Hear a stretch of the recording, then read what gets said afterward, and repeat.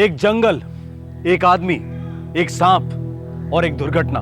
सदियों से प्रकृति और इंसान के बीच की जंग मौत के साए में लड़ी गई है। प्रकृति इंसान को बार बार लगातार दस्तक देती आई है कि हदें पार की जा रही हैं। इस धरती पर हर जीव का अधिकार है, पर अक्सर जहरीले इंसान प्रकृति की आड़ में अपनी विकृति को अंजाम देते हैं। आज का यह केस एक एक्सीडेंट नहीं, बल्कि एक षड्यंत्र था। एक हत्या थी जिसमें एक सांप को मौत का औजार बनाया गया। मार्च 2010, नागपुर, महाराष्ट्र।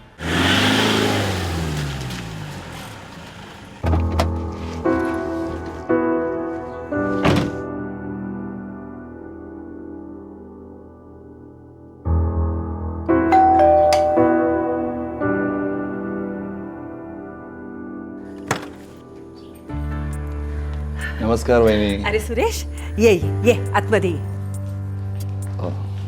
वहिनी, साहेबांनी पाठवलंय. साहेब खुद नहीं आ सके क्या? काय फरक पड़तो आई, बाबा का नहीं आना कोई नई बात तो नहीं है ना. नमस्कार. तसं नहीं है संजय बाबा साहब, माहूर गांव गए कुछ जमीन के सिलसिले में. मैं समझती हूँ सुरेश, तुमने पैसे लाए, ये तो बड़ी बात है. ये तो मैं. हो बेटा, ये पैसे बैंक में डिपॉजिट कर दो. अरे अंदर का ये गुस्सा, ये जहर थूक दे बेटा. जो हुआ सो हुआ. कड़वी यादें जिंदगी खराब कर देती है बेटा. झालं प्रवचन. आई कुछ किताबें खरीदूंगी. संजय का अभी भी पैसे दिए, लेना उसी से. क्या दादा, सुबह सुबह मूड ऑफ? एक पे कितना चाहिए? 2-4 लाख? नहीं, अभी 500 ही काफी है. क्या भीख के पैसे हैं ये? साहब ने भेजे हैं. साहब को बड़ी चिंता रहती है हमारी. बीच बीच में दिल मेहरबान हो जाता है तो भेज देते हैं. छोड़ो ना दादा, क्या एक ही बात को लेकर आपका रिकॉर्ड बजता रहता है? मुझे ना फुल कॉन्फिडेंस है कि एक दिन ये पैसे चिल्लर होंगे और हम इतने बड़े हो जाएंगे कि आप सोच भी नहीं सकते. तब तक भीख के पैसों पर जिंदा रहना होगा ना. क्या दादा, आप क्यों इतनी नफरत पालते हैं? क्योंकि मेरा हक, तेरा हक और आई का हक, हम तीनों का हक एक नेवला निकल गया है. और जब तक मुझे मेरा हक नहीं मिलता ना, तब तक मैं नफरत पालूंगा बॉस. जम के पालूंगा. ये तो मैं.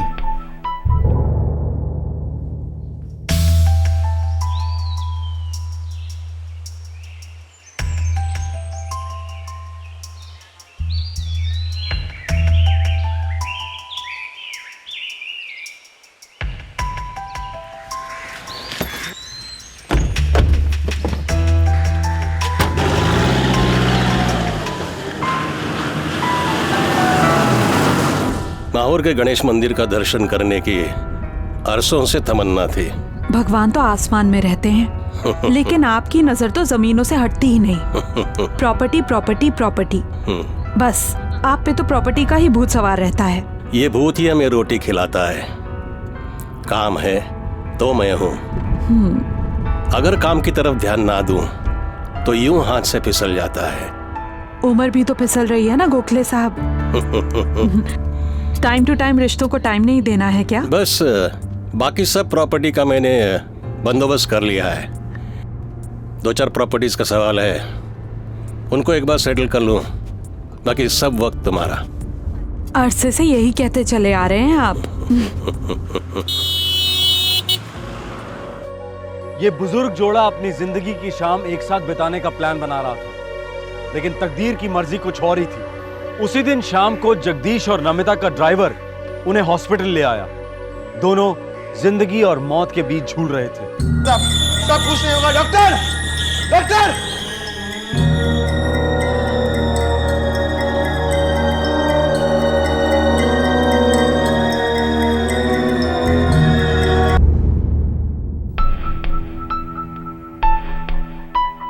आई एम सॉरी, मैं किसी को बचा नहीं सका. उन दोनों की मौत हो चुकी है. दरअसल तुम जब उन्हें यहाँ लाए थे तब वो दोनों मर चुके थे. सिस्टर, पुलिस को फ़ोन करो, ये पुलिस केस है। Okay sir. हॉस्पिटल पहुंचने से पहले ये दोनों मर चुके थे। थोड़ा जल्दी पहुंचते तो शायद हम इन्हें बचा सकते। मरे कैसे? सांप का जहर बिजली से भी तेज फैलता है।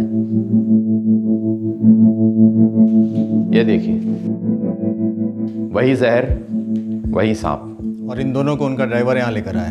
इन 2 लाशों को यस, ड्राइवर ले आया था। क्या पाटिल, एक ही सांप तुम्हारे मालिक और मालकिन दोनों को एक ही टाइम पर डस गया?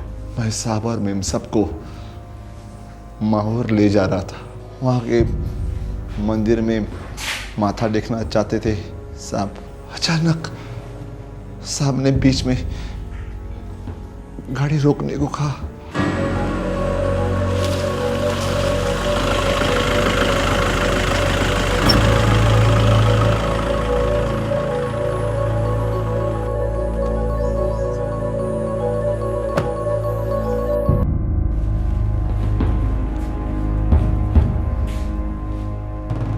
जगदीश साहब को टॉयलेट करना था। कितना सुंदर और शांत वातावरण है ना यहाँ का। पूरा बचपन मैंने इन्हीं खेतों में गुजारा है। ये खेत आपको वापस बुला रहे हैं गोखले साहब। कह रहे हैं अपनी नमिता के साथ यही रह जाओ हमेशा के लिए।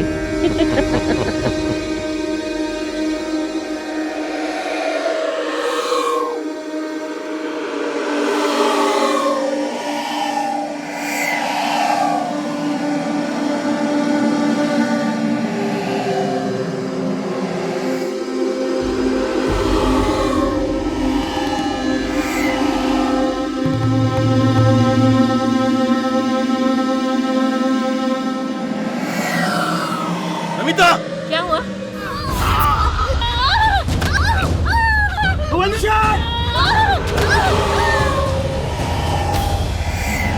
मैंने ताबड़तोड़ साहब और मेम सबको गाड़ी में डाला और फुल स्पीड में नागपुर ले आया। अस्पताल में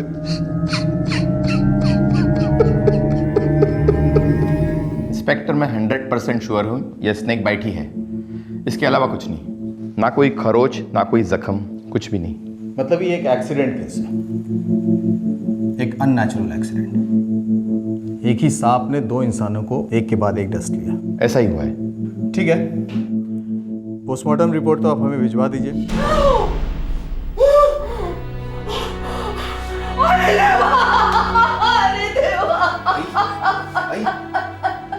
कल सुबह क्रियाक्रम है। संजय बाबा, आपको आग देनी होगी। आग लगाए कई साल हो गए पाटिल, और कैसी आग? मुझे यह बात कहने की हिम्मत कैसे की तुमने? इस घर से कोई मरा हुआ मुंह देखने नहीं आएगा। दफा हो जाओ यहां से। आग?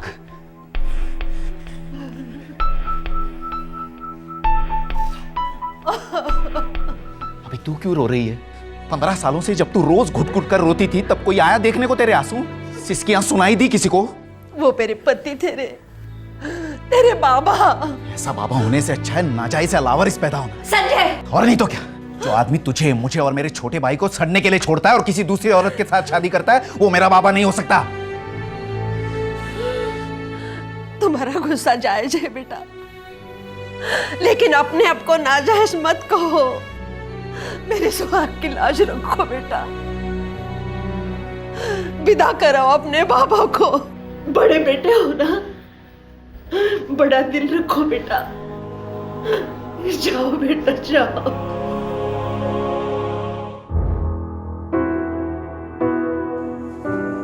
मैं एडवोकेट महात्रे हूँ।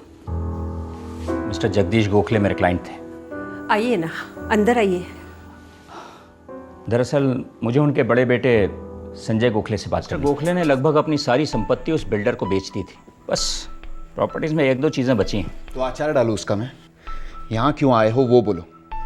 हमारे नाम एक दमड़ी नहीं छोड़ी होगी उसने। करेक्ट। उनकी वसीयत के हिसाब से आप लोगों के नाम पर कुछ भी नहीं है। दरअसल वो प्रॉपर्टी उन्होंने अपनी दूसरी पत्नी नमिता गोखले के नाम कर दी थी, मगर अब वो भी नहीं है और उनकी कोई वसीयत भी नहीं है। तो ये रामायण हम लोगों को क्यों सुना रहे हो आप? क्योंकि कानूनी तौर पर वो संपत्ति अब आप तीनों की है, कानूनी हक है आपका, आपको विरासत में मिलेगी। फिर भीग दे गया, मरते मरते टुकड़े फेंक गया। देखो मिस्टर संजय, मैं सिर्फ कानून समझता हूं, जज्बात नहीं। आप अपने बाबा से नफरत करें, मुझे कोई फर्क नहीं पड़ता। मेरा काम है वो प्रॉपर्टी आपके नाम करना। एक काम कीजिए, आप कल सुबह मेरे ऑफिस आ जाइए, कुछ कागजात पर दस्तखत कर दीजिए, वो प्रॉपर्टी आपके नाम हो जाएगी। आज ज़रूर जाइएगा, मुझे फाइल बंद करनी है।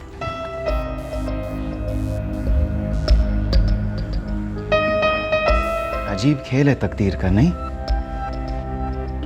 जीते जी हमें मार डाला और मरने के बाद हमें सब कुछ देना पड़ा। बहुत तकलीफ होती होगी उसकी आत्मा को, और उससे भी ज्यादा उस औरत की आत्मा को।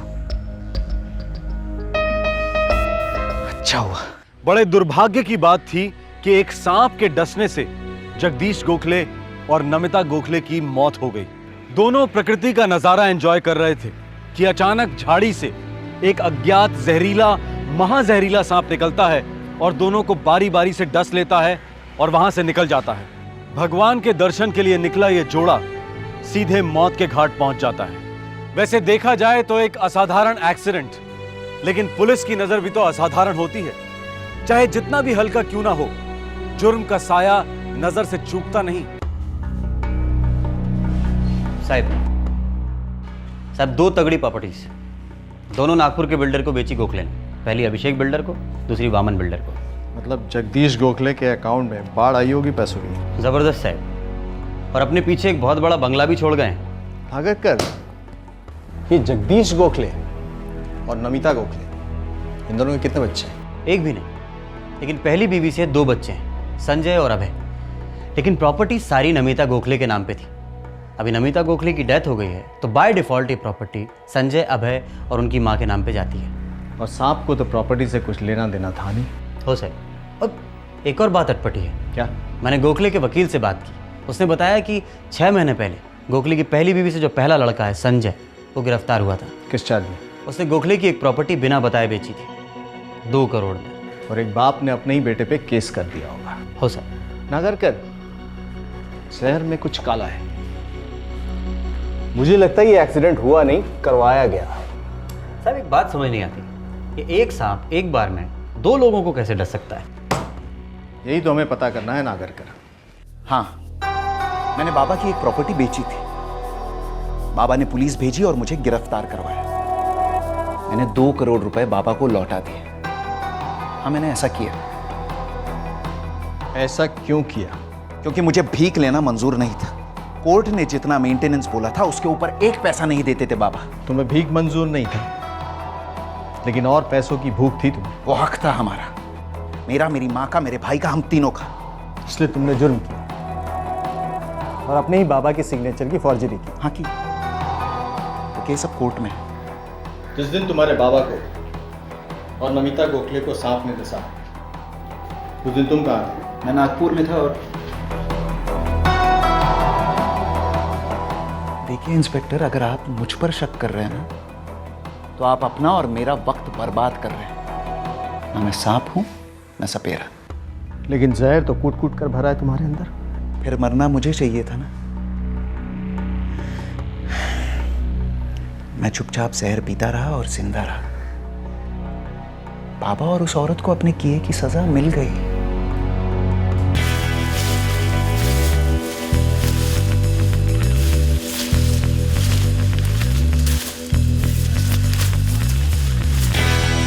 साहब, यहाँ कुछ नहीं मिला। एक बात बताना, अगर सांप ने पहले औरत को उसके बाद आदमी को काटा, ऐसा क्यों? मतलब गोखले चिल्लाया तो होगा, सांप डरते नहीं क्या? और ड्राइवर भी था वहाँ पे। रह रहा था क्या? दोनों चिल्लाए होंगे, पास में खड़ा था, फिर भी कुछ नहीं कर सका। साहब ड्राइवर के आते ही सांप भाग गया। सांप ने दोनों को डसा, लेकिन ड्राइवर को नहीं डसा। शायद सांप को 2 आदमियों को डसने की ही सुपारी दी गई थी। सांप ने वही किया जो सपेरे ने कहा।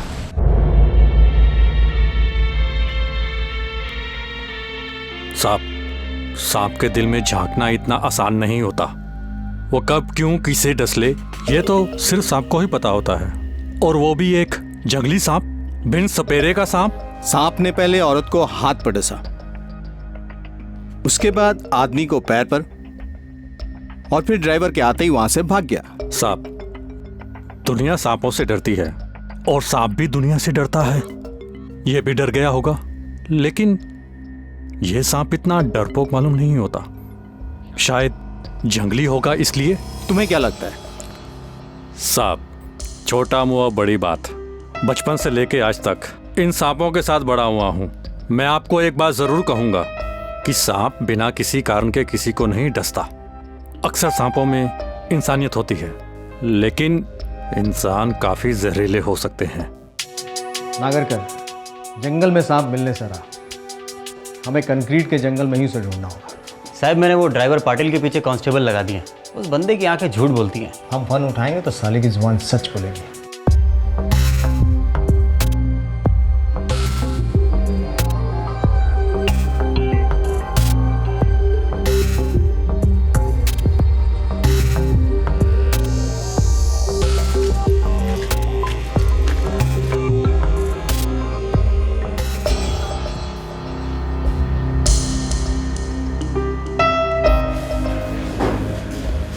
लेगा कुछ तो ले।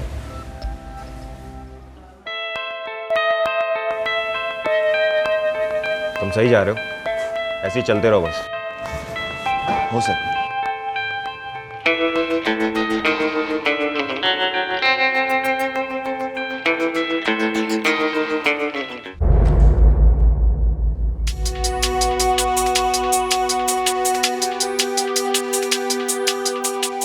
ऐसे ही तुमने मुंह खोला था ना, हमें बू आई थी पाटिल, झूठ की बू। 3 साल तक तुमने जगदीश की ड्राइवरी की, फिर अचानक ये यूटर्न क्यों? मैं सच बोलता हूँ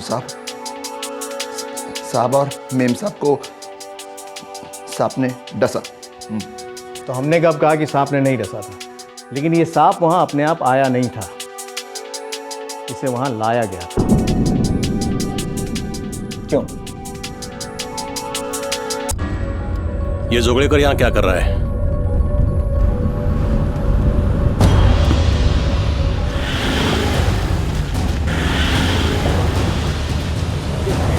तो क्या कर रहे हो यार? जोगड़ेकर साहब, ये क्या है सब? चुप चुप, गाड़ी चला आगे।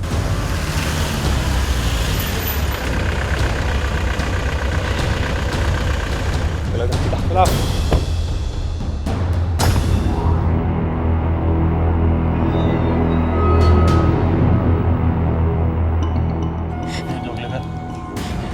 क्या चाहिए तुम्हें? मैं अपनी प्रॉपर्टी हमेशा तुम्हारे थ्रू ही तो बेचता आया हूं। अब क्या गलत किया है?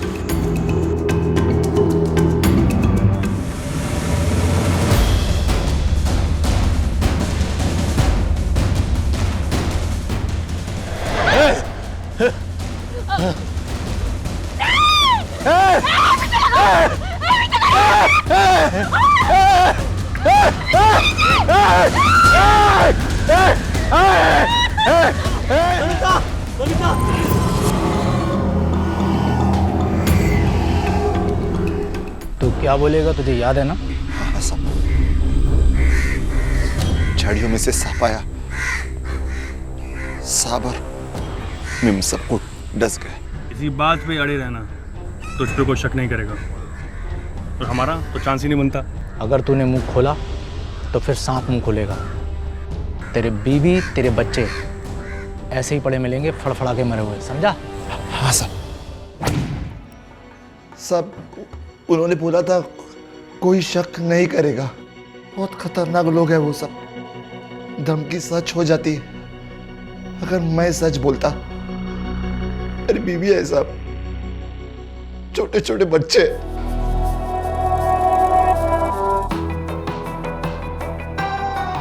असली जहर तो ये है पाटिल।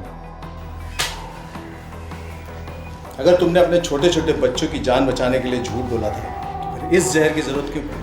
साहब, बच्चों की शपथ, मुझे नहीं पता था वो लोग मुझे पैसे देने वाले। जगदीश साहब मुझे अच्छा पगार देते थे, मैं बहुत खुश था साहब, वो मेरे पिता के समान थे। तो एक अच्छे बेटे की तरह हमारा साथ दो और ये बताओ कि वो लोग कौन थे? जोगलेकर, जादव, शेख और वो सांप वाला आदमी। वो सांप वाले आदमी को तो मैं नहीं जानता, लेकिन हाँ जोगलेकर, जाधव और शेख सांप को अच्छी तरह से पहचानते थे।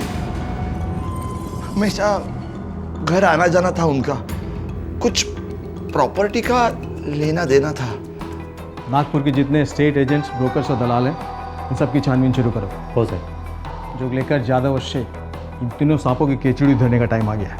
अब यह बिल्कुल साफ हो गया था कि यह सांप नहीं बल्कि जहर की गोलियों से भरी हुई बंदूक थी, जिसे इन तीनों के कहने पर एक चौथे ने चलाया था।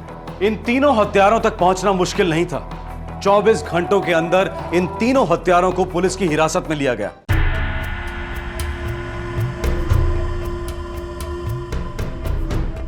चौथा कौन था? जयदीप। ये जयदीप कौन?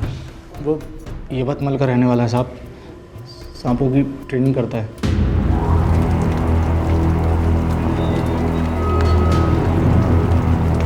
देखो, सांप को पकड़कर उसे पालतू बनाना अलग चीज़ है, पर जहरीले सांप से किसी का खून करवाना रिस्क है। किसको रिस्क है रे? सभी को, और सबसे ज़्यादा मुझे। 25,000 में तेरा रिस्क कम होगा क्या? 25,000 क्या है आज के ज़माने में? आजकल सांप पकड़ना ही जुर्म है, चुपके से करना होगा, ऊपर से उसका जहर भी ना निकालो, और सबसे बड़ी रिस्क यह है कि मर्डर केस में शामिल हो जाओ। 25,000 आप ही सोचिए। हमारे पास सोचने का टाइम नहीं है, तुम अभी सोच कर बताओ, फिगर बोलो। कम से कम 2 पेटी लगेगा। अपने को 2 लाख पर पड़ेगा क्या? डन कर दे, कम से कम करोड़ों का माल हाथ लगेगा। डन कर दे। हमें 2 पेटी मंजूर है, 50,000 अभी, बाकी काम के बाद। नहीं, 1 पेटी अभी, 1 काम होने के बाद। बुढ़ा बुढ़ी दोनों चिता पे होंगे, गारंटी मेरी। ठीक है। जगदीश गोखले के साथ क्या डीलिंग थी तुम लोगों की? हम उसकी प्रॉपर्टी के लिए ग्राहक ढूंढ के देते थे साहब। जाहिर है तुम लोगों को इसकी दलाली मिलती होगी। 2 टका। उसको मारने से क्या फायदा था तुम लोगों का? हैं? सुनाई नहीं दिया?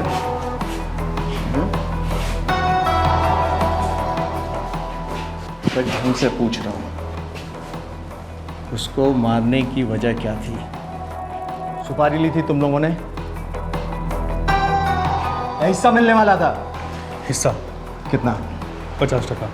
तुम दलालों को इतनी बड़ी रकम का वादा करने वाला कौन है?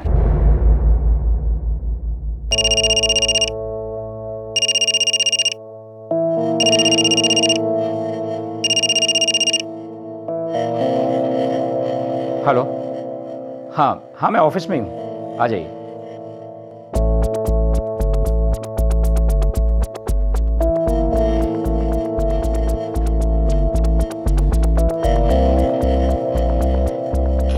इसमें थोड़ा वक्त लगेगा, जैसे ही फॉर्मेलिटीज खत्म हो जाएंगी मैं तुम्हें खुद कांटेक्ट करूंगा।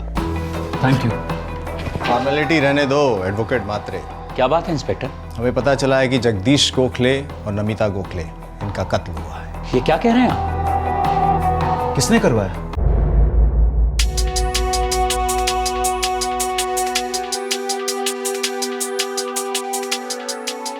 ऐसा केस हम पहली बार देख रहे हैं।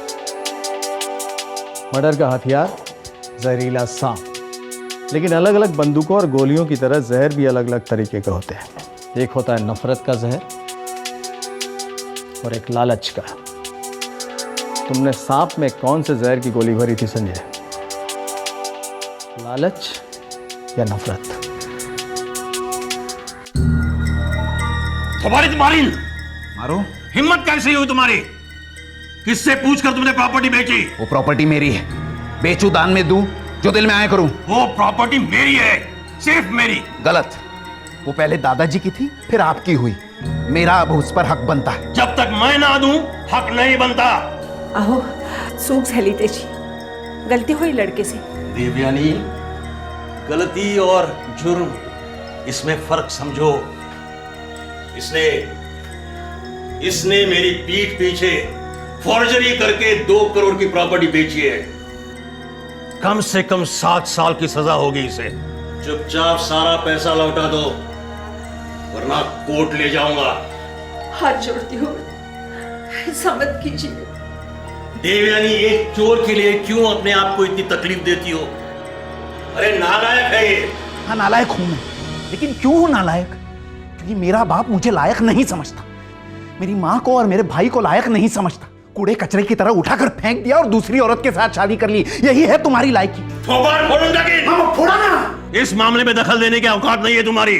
उस बिल्डर से जो पैसे लिए थे ना, चुपचाप वापस कर दो, वरना कोर्ट ले जाऊंगा। सजा होगी तुम्हें। 15 सालों से सजा हो रही है हम सबको, और क्या सजा दिलवाओगे आप?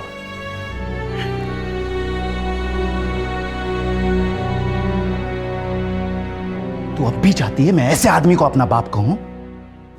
रत्ती भर की शर्म नहीं थी बूढ़े को। इतनी सारी प्रॉपर्टीज थी, मुझे उनमें से पिद्दी सी भी जमीन नहीं दे सका।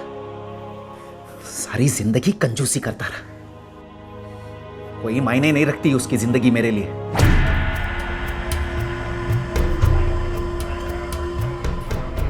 देखो, मैं जानता हूं कि आप लोग हाथ धोकर उसके पीछे पड़े हो ताकि वो अपनी 5 प्रॉपर्टीज आपके खरीदारों को बेचे। तू पहले अपनी बात बोल, तू क्या गुल खिलाने वाला? अबे ये क्या गुल खिलाएगा? ये तो खुद जगदीश की खाता है। छोड़ी हुई माँ और छोड़े हुए बेटों पर पैसों का हक नहीं होता। वही हक मुझे वापस चाहिए। देखो, आप लोग मेरी मदद करो, जिंदगी भर ऐश करोगे। अबे जलेबी की तरह गोल बात मत कर, मुद्दे पर आ। खत्म कर दो जगदीश गोखले को। क्या? मार डालो उस आदमी को जिसे मैं कभी अपना बाप नहीं समझता था। वो और वो दूसरी औरत है ना, दोनों को खत्म कर दो। देखो, फिर प्रॉपर्टी मेरी माँ और हम भाइयों की होगी। प्रॉपर्टी में से आधा हिस्सा आप लोगों का, लेकिन पहले उन दोनों का सफाया कर दो। तुझे क्या हम सुपारी वाले लगते हैं? धाम धाम धाम खत्म कर दिया तेरे बाप को, हैं? वो मेरा बाप नहीं है, प्लीज। हम लोग भी खूनी नहीं है। खून होगा ही नहीं तो मरेगा कैसे? हवा खाकर? जहर खाकर। और जहर कौन खिलाएगा? सांप। सर्पमित्र जयदीप को मैं पहले से जानता था। एक बार यवतमाल गया था कुछ काम से, उसी वक्त मुलाकात हुई थी।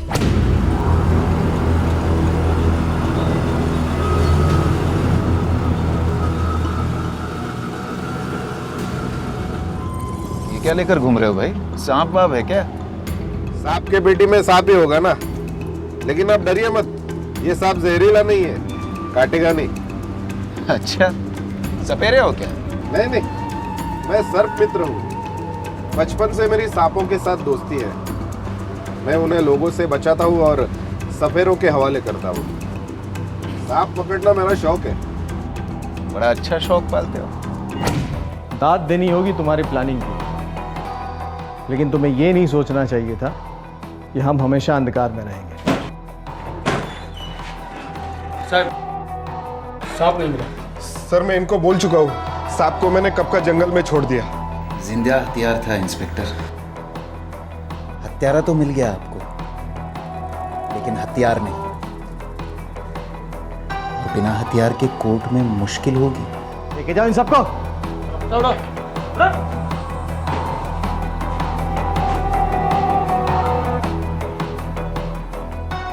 एक सॉलिड केस बनाओ इन सब पर, ताकि जिंदगी भर सलाखों के पीछे सड़े। अरे कार के नसरे पोरा रे, अरे बाप था तेरा वो बाप। फक्त नावापुरता आई, सिर्फ कहने को। पति नहीं था तुम्हारा, तलाक दे चुका था तुम्हें।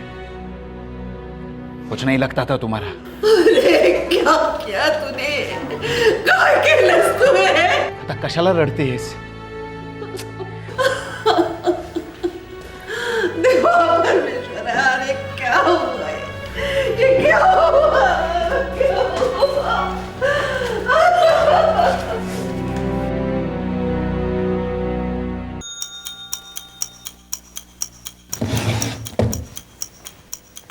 मेन साहब। हाँ, मैं जरा बाजार से सब्जी लेकर आती हूँ। ठीक है, जल्दी आना, देर मत करना। जी मेन साहब।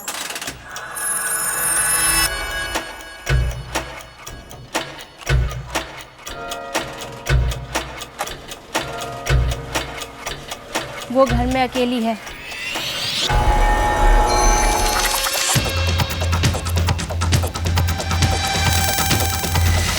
अरे तुम अंदर कैसे आए?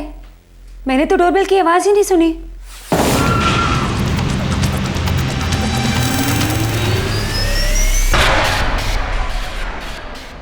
हवा की तरह लोग घर में दाखिल होते हैं, बाहर जाते हैं और फिर वापस लौटते हैं, पर जब अपने ही कोई भयंकर षड्यंत्र रचते हैं तो इस घर में आने जाने के बीच में जाने जा सकती हैं। आज के केस में भी कुछ ऐसा ही हुआ। ना तो जुर्म की आहट सुनाई दी और ना ही दस्तक। जनवरी 2011, नई दिल्ली।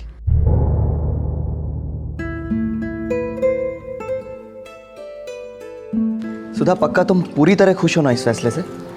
हाँ शंकर, मुझे कभी डाउट मत करना।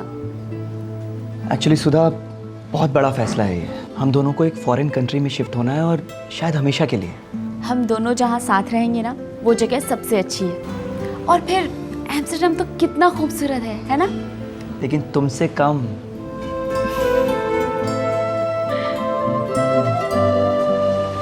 अच्छा सुधा, मैं चलता हूँ, शाम को मिलते हैं। बाय।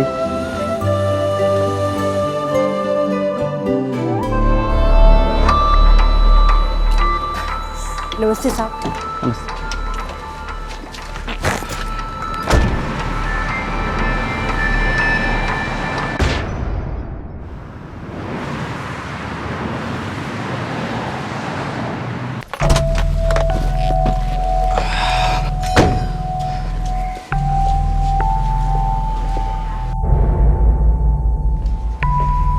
सुधा, सुधा,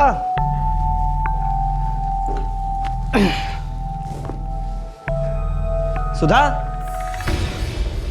कहाँ हो सुधा?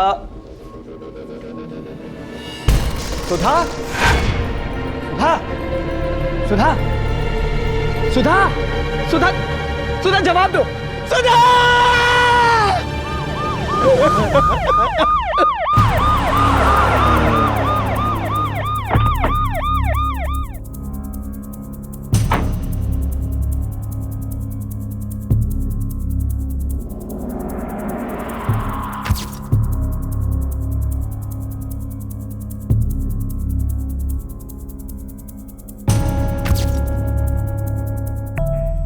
मैं रोज की तरह शाम को ऑफिस से लौटा।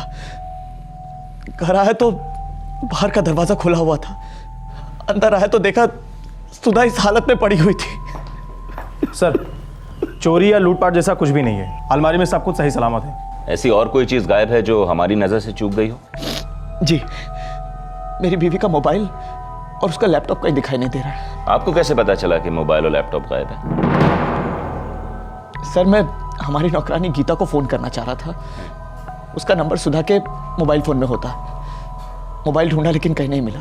सुधा ने अपने सभी नंबर्स लैपटॉप में भी सेव किए थे, लेकिन लैपटॉप भी कहीं नहीं दिखा। तो अपनी पत्नी की लाश देखकर आपको नौकरानी को फोन करने की क्या सूझी? इंस्पेक्टर साहब, हमारी नौकरानी गीता दिन भर हमारे घर में रहा करती थी।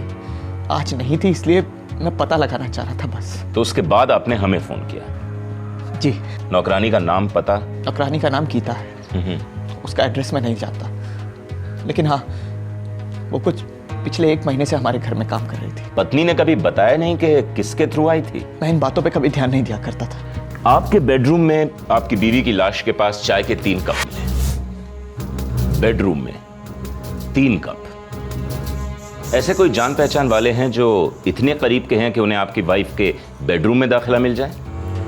जी, मुझे इस बारे में कोई आइडिया नहीं है। आपकी पत्नी ने आपको कुछ नहीं बताया? सुधा ने इस बारे में कोई जिक्र नहीं किया।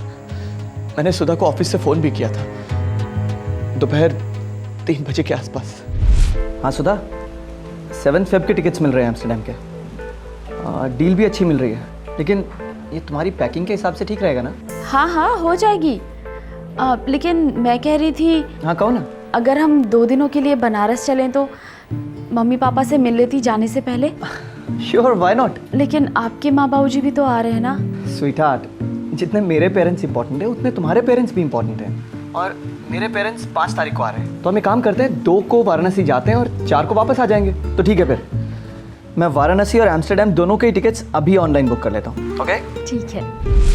इस फोन कॉल के दौरान भी सुधा ने घर में किसी मेहमान के आने के बारे में कोई जिक्र नहीं किया। आप साउथ के हैं और आपकी बीवी वाराणसी की थी। जी, मैं चेन्नई से हूँ। हमारी लव मैरिज हुई थी। सर लगभग 4 बजे सुधा रमन के सेल पर इस लैंडलाइन नंबर से फ़ोन आया था। ये किसी पीसीओ का नंबर है सर। मेडिकल टीम ने कत्ल का टाइमिंग क्या बताया? सर 5 से 5:30 के बीच। और वो पीसीओ, उसका कुछ सुराग मिला? वो सुधा और शंकर के घर के पास में ही है सर, मारुति विहार में, 10 मिनट पैदल। और वो नौकरानी गीता, उसका कुछ पता चला? नहीं सर, शंकर के डिस्क्रिप्शन के हिसाब से आर्टिस्ट ने स्केच तैयार कर दिए हैं और हम आसपास की बस्तियों में पूछताछ कर रहे हैं। कल सुधा रमन के पेरेंट्स आ रहे हैं वाराणसी से, उनसे बातचीत करनी होगी। जी सर। इकलौती बेटी थी हमारे। जानता हूं मिसेस शर्मा, देखिए अपने आप को संभालिए। हम आपकी इकलौती बेटी के कातिल को ढूंढने की पूरी कोशिश कर रहे हैं। हमारे लिए तो ये बहुत बड़ा शौक है। जानता हूं मिस्टर शर्मा, और मैं ये भी जानता हूं कि कातिल आपकी बेटी को जानता था। कातिल को मैं भी जानता हूं इंस्पेक्टर साहब। कौन मिस्टर शर्मा? उसका पति शंकर। शंकर? वो गलत आदमी है, मेरी बेटी से नफरत करता था। जबकि शादी हुए अभी 6 महीने भी नहीं हुए। लेकिन उनकी तो लव मैरिज हुई थी। आप लोग वाराणसी के हैं और शंकर चेन्नई का। हमें पता था वो वहाँ खुश नहीं थी और हमने उतना नहीं किया जितना हमें कुछ करना चाहिए था। अब आखिरी बार कब मिली थी अपनी बेटी से? नवंबर में, दिवाली पे जब वो वाराणसी आई थी।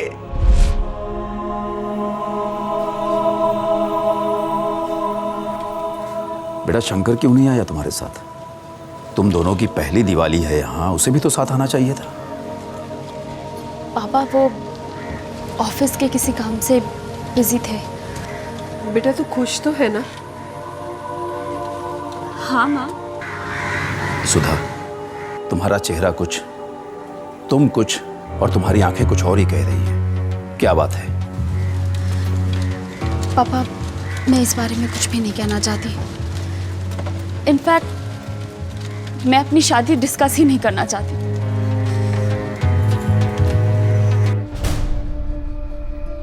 पापा जी ऐसी कोई सीरियस बात नहीं है, ट्रस्ट मी, सब ठीक है। कुछ ठीक नहीं है शंकर। मेरी बेटी के चेहरे पर मार के निशान हैं। तुमने उस पर हाथ उठाया?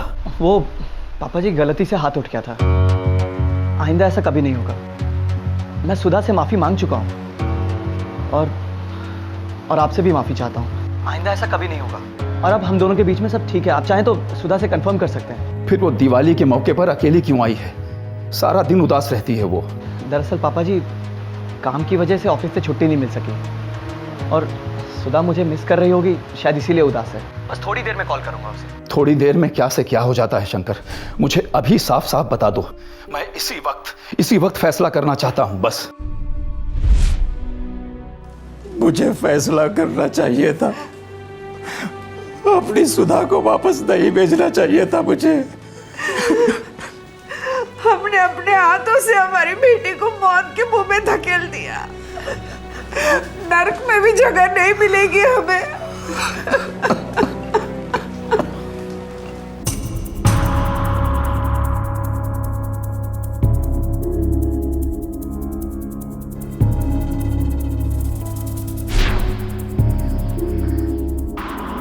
तुम्हारे सास ससुर तुम्हें ही कातिल मानते हैं। मैं भला अपनी पत्नी को क्यों मारूंगा? मारा तो था। देखिए मिस्टर शंकर, आप जितना चुप रहेंगे मेरा शक उतना ही बढ़ता जाएगा कि आपने ही अपनी पत्नी का खून किया है। मैं क्या कहूं सर, मैं आपसे बस इतना कह सकता हूं कि मैं अपनी पत्नी सुधा से बहुत प्यार करता था। नो वे इंस्पेक्टर, शंकर अपनी बीवी से बहुत प्यार करता था। एम्स्टर्डम शिफ्ट हो रहा था? हाँ। क्यों? एम्स्टर्डम में हम एक नया ऑफिस सेटअप लगा रहे हैं और उसका हेड होने की ऑफर हमने उसे दी थी और उसने एक्सेप्ट भी कर ली थी। 7 फरवरी की फ्लाइट थी इन दोनों की और 10 फरवरी को उसकी ड्यूटी शुरू भी होने वाली थी। सब कुछ सेट था। पता नहीं अचानक ये 29 जनवरी 2011 सुधा रमन मर्डर की शाम।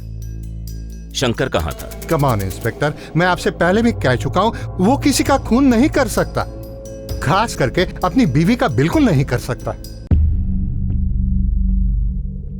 सर, चाय के कप पर जो उंगलियों के निशान मिले हैं वो शंकर के फिंगरप्रिंट से मैच नहीं करते हैं सर। और फोन रिकॉर्ड्स? सर, शंकर ने कहा था कि उस दिन उसने 3 बजे सुधा को फोन किया था। सच है सर, रिकॉर्ड्स में है। और उसके बाद उसने जितने भी फोन किए थे वो सब ऑफिस के काम से थे। और वो पीसीओ जहां से सुधा के सेल पे फोन आया था, उसका क्या? नहीं सर, वहां से कुछ भी नहीं मिला। पीसीओ वाले को एज यूजुअल कुछ भी याद नहीं है कि किसने फोन किया था। और सुधा के सेल पर उस पीसीओ से पहले कभी भी फोन नहीं आया था और ना उसके बाद आया था। शंकर चालाक है, उसने किसी को सुपारी दी होगी। सर, चाय के कप बेडरूम में, दरवाजा खुला था। कातिल कोई इनका पहचान वाला लगता है सर। पड़ोसियों से बातचीत हुई? जी सर, सब बोल रहे हैं कि उन्होंने किसी भी अजनबी को अंदर बाहर आते जाते नहीं देखा। एक्चुअली शाम का टाइम था ना सर। इन दोनों के रिश्ते के बारे में पड़ोसी ने कुछ कहा? सब अच्छा बोल रहे हैं सर। और वो नौकरानी, उसका क्या? नमस्ते साहब। नहीं सर, उसके बारे में कोई नहीं जानता है। एक्चुअली वो किसी और घर में काम करती नहीं थी, इनके यहाँ फुल टाइम थी और मोहल्ले में नहीं थी। मिस्टर शंकर, आप कह रहे हैं कि आप बहुत अच्छे हैं, लेकिन हमें नहीं लगता कि आप बहुत सच्चे हैं। और सच जानने के लिए हम कुछ भी कर सकते हैं। इन शॉर्ट, आपकी धुलाई भी कर सकते हैं, जो मैं करना नहीं चाहता। इसलिए मुझे सच चाहिए मिस्टर शंकर, पूरा सच। इंस्पेक्टर साहब, आपको जो भी करना है आप कर लीजिए, लेकिन फिर भी मैं आपको यही कहूंगा कि मैं अपनी पत्नी सुधा को बहुत प्यार करता था।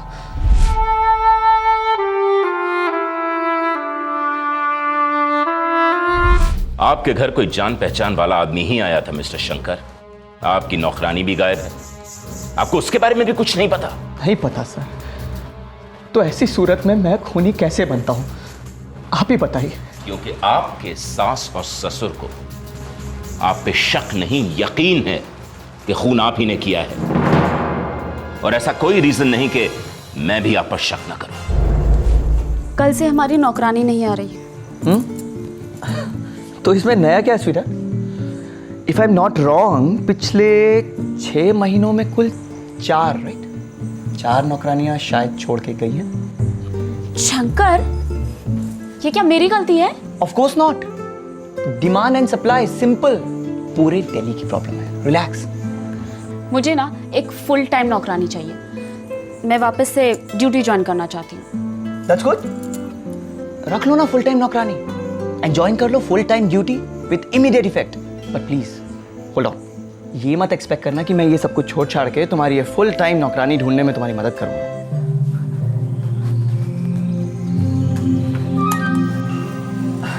नमस्ते साहब। नमस्ते। मिशन पूरा हुआ लगता है। हाँ, तुम मुझे कुछ ज्यादा ही अंडर एस्टिमेट कर रहे थे। मैंने एक दिन में नई नौकरानी ढूंढ ली। Superb, you are too good. और यही नहीं, गीता मेरे वाराणसी की है, मेरे अपने शहर की, और अब ये मेरा घर संभालेगी। और तुम मुझे संभालना, संभालोगी ना? मुझे मालूम था मिस्टर शंकर कि आप सच छुपा रहे हैं। मैंने आपसे कुछ नहीं छुपाया सर। पहले बोला था नौकरानी का पता नहीं मालूम, अब कह रहे हो वाराणसी की है। वो बस मेरे दिमाग से उतर गया था। पूरी वाराणसी छान मारो, इस गीता का स्केच फ्लैश करो। या तो ये नौकरानी गीता इस केस में शामिल है, या अपना हीरो शंकर कोई बहुत बड़ा गेम खेल रहा है। Yes doctor?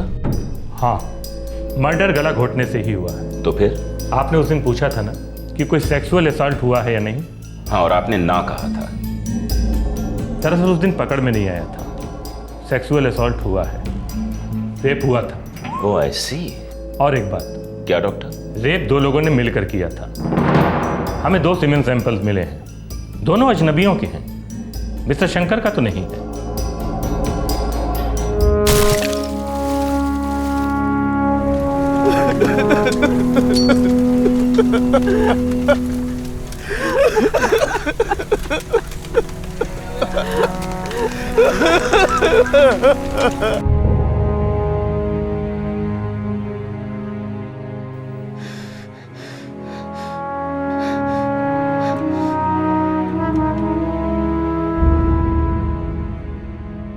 इंस्पेक्टर साहब, आप शंकर को ऐसे कैसे बरी कर रहे हैं? वो मेरी बेटी का कातिल है। देखिए, हमने आपके दामाद का अच्छी तरह से इंटरोगेशन किया है और हमें उसके खिलाफ एक भी ठोस सबूत नहीं मिला कि हम उसे गिरफ्तार कर सकें। तो फिर अगर उसने नहीं किया तो फिर किसने किया है? 2 आदमियों ने, जिन्होंने आपकी बेटी का मर्डर करने से पहले उसका बलात्कार किया। मिस्टर शर्मा, ये क्या कह रहे हैं आप? पोस्टमार्टम की रिपोर्ट से तो ऐसा कुछ भी साबित नहीं हुआ था। अब साबित हुआ है। देखिए, हम भी इंसान हैं, गलती हमसे भी होती है। देर आए दुरुस्त आए, इसलिए हमें यकीन हो चला है कि शंकर इसमें इन्वॉल्व नहीं है। वो बहुत ही चालाक इंसान है, उसने किसी दूसरे से करवाया होगा। क्यों क्यों कोई पति अपने पत्नी का मर्डर करने से पहले उसका रेप करवाएगा? नहीं मिस्टर शर्मा, अब हमारा इन्वेस्टिगेशन दूसरी ही दिशा में जा रहा है। क्या मतलब? हमें शक है कि आप ही के वाराणसी से आई हुई नौकरानी का इस केस से बहुत गहरा ताल्लुक है और ये केस बदले के लिए किया गया है। कोई आपकी बेटी से बदला लेना चाह रहा था। लेकिन हमारी बेटी ने कभी किसी का कुछ नहीं बिगाड़ा था। दिल टूटने से दिमाग अक्सर बुरी तरह से बिगड़ जाते हैं मिस्टर शर्मा। आपकी बेटी सुधा का कोई बॉयफ्रेंड था? देखिए, अब सच बोलने की बारी आप लोगों की है।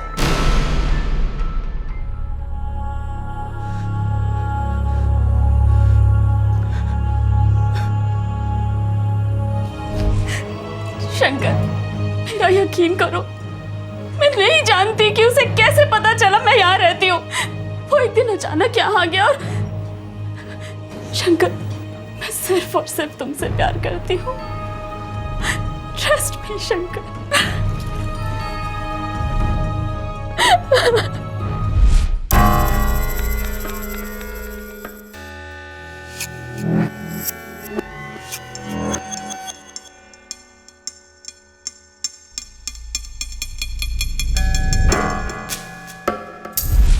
आज पहली बार आया था वो?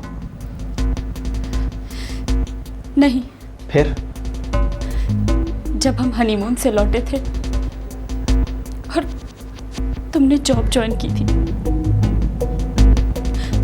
वो अचानक से मेरे सामने आ गया। चिराग, मेरी शादी हो चुकी है, अब मैं वो नहीं हूं। लेकिन मैं तो वही हूं ना? और तुम सिर्फ मेरी हो सुधा, सिर्फ मेरी। नो चिराग, मैंने शंकर से शादी की है। कैसी शादी? हाँ, 1-2 बार इंटरनेट पर चैटिंग कर ली और शादी कर ली। हाँ, तुम्हारे माँ बाप भी राजी हो गए। मैं इस शादी को नहीं मानता। मैं शंकर से प्यार करती हूँ। और हमारे बीच जो था वो क्या था? वो प्यार नहीं था सुधा। बोलो सुधा, वो प्यार नहीं था। सुधा, तुम सिर्फ मेरी हो और तुम सिर्फ मेरी रहोगी।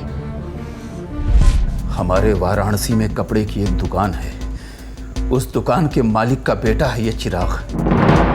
वो हमेशा हमारी सुधा को बहकाने की कोशिश किया करता था। लेकिन हमारी बेटी ऐसी नहीं थी, वो उसकी चाल में कभी फंसी नहीं थी। दरअसल जब सुधा ने शादी की तो चिराग को नहीं पता था कि सुधा कहाँ है, किस शहर में है, और हमने भी उसे पता नहीं लगने दिया कि सुधा कहाँ है। लेकिन उसने पता कर लिया और उसके बाद जो उसने किया वो हम उससे उगलवाएंगे। मुझे इस चिराग की पूरी डिटेल्स चाहिए मिस्टर शर्मा, पूरी डिटेल्स। सुधा की हत्या के ठीक 1 महीने के बाद उसके अतीत की प्रेम कहानी पुलिस के सामने उभरने लगी। लेकिन हैरानी की बात यह थी कि सुधा का पति शंकर रमन इस बारे में बिल्कुल खामोश था। लेकिन पुलिस को यह बात जमी नहीं। संदेह होना स्वाभाविक था, क्योंकि जब लोग किश्तों में सच बोलते हैं तब शक का पिटारा खोलते हैं। सामने वाला समझ जाता है कि जितना दिखता है उससे ज्यादा छुपा है। मिस्टर शंकर, चलिए आप भूल गए कि आपकी मेड वाराणसी की थी, लेकिन आपकी बीवी का एक्स बॉयफ्रेंड आपके घर आता जाता था। यह बात आपने हमसे क्यों छिपाई? मिस्टर शंकर, अब बिना कुछ भूले, बिना कुछ छुपाए सब कुछ जुबान पर ले आइए। इंस्पेक्टर साहब, मैं आपसे पहले भी कहता आया हूं और एक बार फिर कह रहा हूं कि मेरी पत्नी का इस आदमी से कोई लेना देना नहीं था, बल्कि ये आदमी मेरी पत्नी को परेशान कर रहा था। तो आपने अपनी पत्नी की मदद क्यों नहीं की? आखिर पति थे आप उसके, डर किस बात का था? वो अब भी आता है ना इधर, रोज आता है।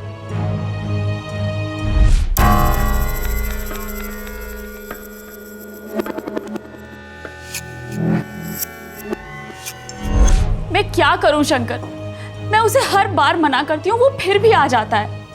उसकी पुलिस में रिपोर्ट करूं? क्या बातें होती हैं तुम्हारे बीच में? और क्या होता है? शंकर, तुम्हें अब भी लगता है कि हमारा अफेयर चल रहा है? मुझे सिर्फ इतना पता है सुधा कि मैं तुमसे बहुत प्यार करता हूँ, और मुझे तुमसे भी उतना ही प्यार चाहिए जितना कि प्यार मैं तुम्हें देता हूँ। और सुधा भी मुझसे बहुत प्यार करती थी। मिस्टर शंकर, हमारे साइबर सेल ने सुधा और इस चिराग के बीच हुए ईमेल्स को चेक किया है। ये कुछ ईमेल्स हैं जो सुधा और चिराग के बीच एक्सचेंज हुए थे। एक भी ईमेल को पढ़ लीजिए, साफ साफ पता चल जाता है कि चिराग सुधा के साथ कोई जबरदस्ती नहीं कर रहा था। आपने हमें पहले क्यों नहीं बताया? किस मुंह से बताता इंस्पेक्टर कि मेरी बीवी अपने बॉयफ्रेंड के साथ? चलिए अब ये भी बता दीजिए कि आपने ही 2 लोगों को सुपारी देकर अपनी बीवी का रेप और हत्या करवाई। ये झूठ है इंस्पेक्टर। मेरे प्यार के बदले में मेरी बीवी ने मुझे बहुत दर्द दिया है, बहुत ज्यादा दर्द। शक के पिटारे से सबसे पहले बाहर निकला चिराग, सुधा का एक्स बॉयफ्रेंड, जिसके साथ मरहूम सुधा का शारीरिक संबंध था। यह केस दिन ब दिन बेवफाई के दलदल से अपना सर उठा रहा था और सारी शक भरी नजरें सुधा के पति शंकर रमन पर आकर टिक गई थीं। चिराग गायब था, पर इस मर्डर केस के रहस्य का ताला एक दूसरे महत्वपूर्ण सुराग की चाबी से खुला।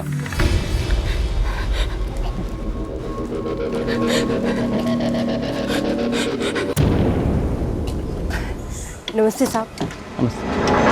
वाराणसी में मिली सर। असली नाम गीता नहीं, जामिनी है। सुन, अगर सच नहीं बोली तो तेरी एक एक हड्डी तोड़ देंगे। चल बोल। साहब मैंने कुछ नहीं किया साहब। हाँ? मैंने कुछ नहीं किया। मैं तो सब्जी लेने बाहर गई थी साहब, और जब घर आकर देखा तो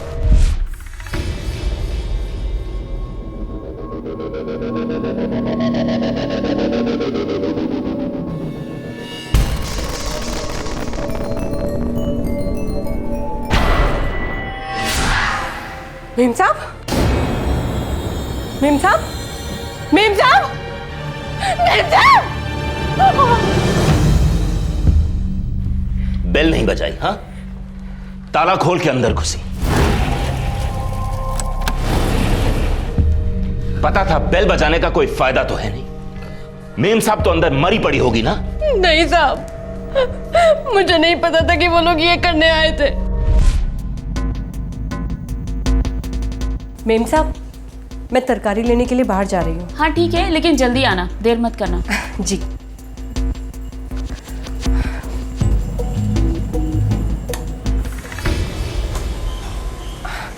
मेम साहब अंदर अकेली है। तू जा।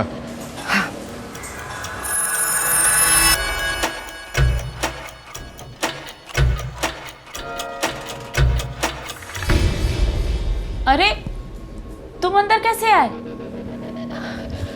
मैंने तो डोरबेल की आवाज भी नहीं सुनी। साहब मैंने कुछ नहीं किया साहब, और मुझे नहीं पता था कि वो लोग मेम साहब को मार ही डालेंगे। साहब मुझे तो वाराणसी से मेम साहब पर नजर रखने के लिए कहा गया था, और मैं पूरी खबर भी देती थी साहब। किसे खबर देती थी तू? कौन लाया था तुझे वाराणसी से? मेम साहब अंदर अकेली है। तू जा।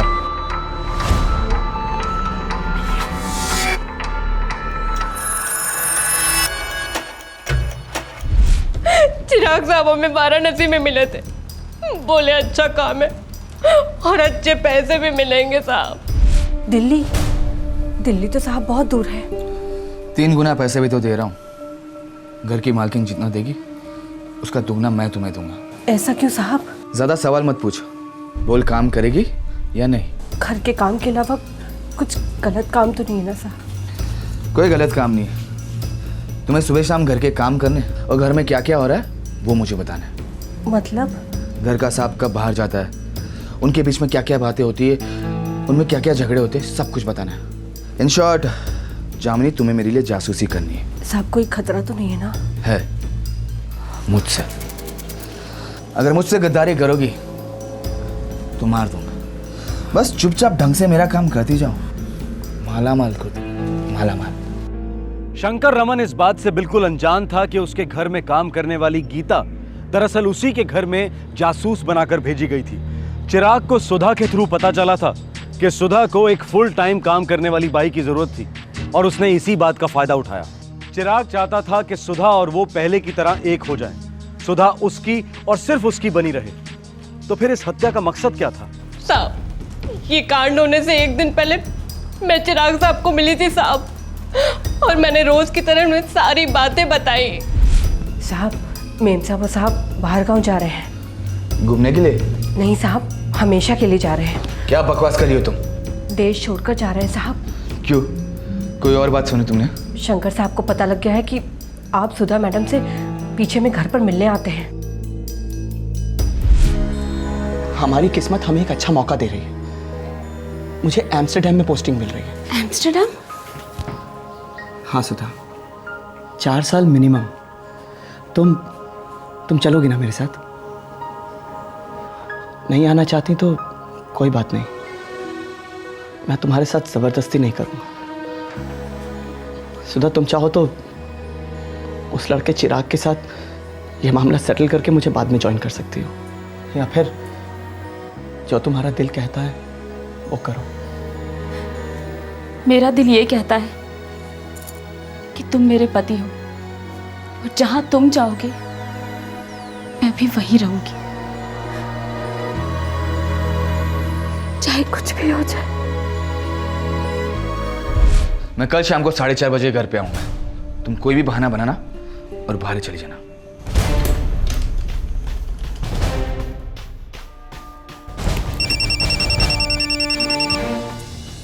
हेलो? हाँ सुधा, मैं चिराग। तुम आज के बाद मुझे फोन मत करना और यहाँ आना भी मत। रोज फोन भी करूंगा, रोज मिलने भी आऊंगा। और कितना बर्बाद करना चाहते हो मुझे तुम? मिलके बताता हूँ ना। मैंने फैसला कर लिया है। This is the end. मैं शंकर के साथ एम्स्टर्डम जा रही हूँ, हमेशा हमेशा के लिए। देखो चिराग, तुम एक अच्छी सी लड़की ढूंढकर उससे शादी कर लो, अपनी लाइफ जियो और मुझे अपनी लाइफ जीने दो। लेकिन एक आखिरी बार मुझसे मिल लो प्लीज। इस तरह फोन पे बाय मत बोलो। एक लास्ट टाइम प्लीज। ठीक है, एक लास्ट बार। Thank you.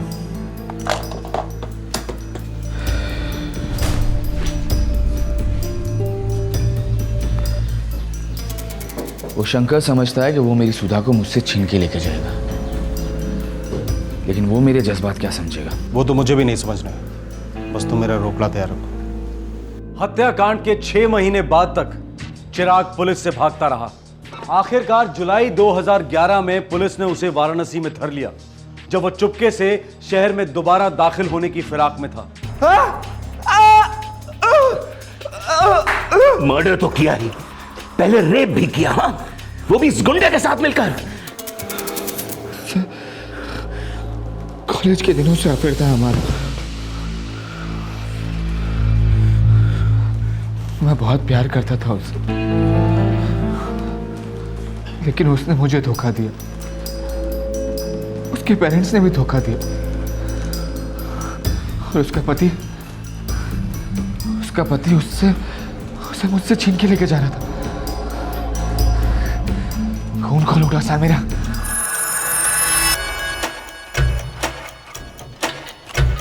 अरे तुम अंदर कैसे आए? मैंने तो बेल की आवाज भी नहीं सुनी। मेरे दिल की धड़कन इस बैल से ऊंची, तुम्हें वो सुनाई नहीं देती? प्लीज चिराग, हम यहाँ आखिरी बार मिल रहे हैं बाय कहने के लिए। अरे ये कौन है? ये मेरा दोस्त है और पार्टनर भी। सुधा तुम मुझे छोड़ के नहीं जा सकती। सुधा मैं तुमसे बहुत प्यार करता हूँ सुधा, और हम तुम्हें कहीं जाने नहीं देंगे सुधा। ये तुम क्या कह रहे हो? हाँ सुधा, मैं सच कह रहा हूँ सुधा, मैं तुम्हें अपने से दूर कहीं जाने नहीं दूंगा सुधा। चिराग मैं चिल्लाऊंगी, मैं बता दे रही हूँ। सुधा तुम मेरी हो सुधा। I mean it, चिराग, इस आदमी को लेकर जाओ यहाँ से। चिराग सुधा तुम क्या कर रहे हो?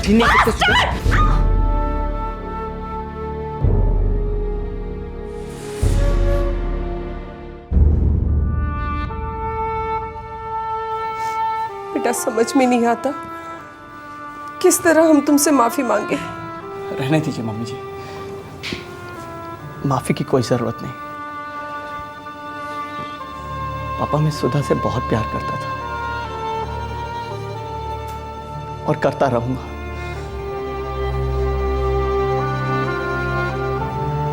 सुधा की यादें ही मुझे जिंदा रखेंगी।